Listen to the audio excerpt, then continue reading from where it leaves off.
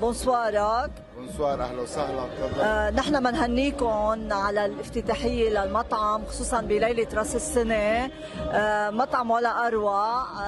كمان عملنا قمنا بجوله على الكلاينتس اللي عندك. اللقمه كثير طيبه وبلس.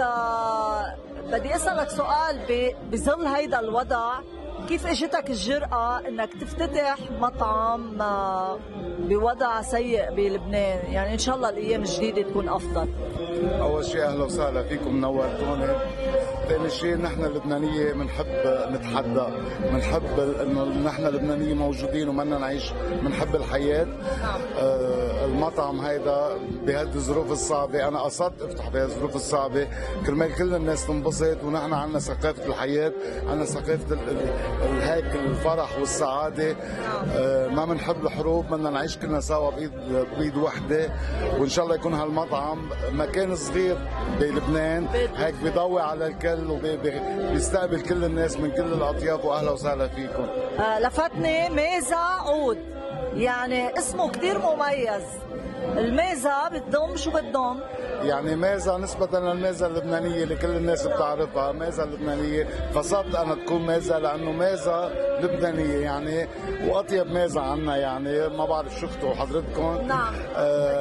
كثير عم نتعب على موضوع أنه تكون الميزة مميزة مثل ما من جدودنا ورثانينا الميزة اللبنانية. والعود تراث. والعود لأنه عندي أنا أستاذ موسيقى بيعزف، عندي جمعة سبت أحد بيعزف على العود. نعم. فبيكون ميزة وعود، يعني هيك بيجي الإنسان بيقعد وبيكيف وبياكل وبيسمع موسيقى.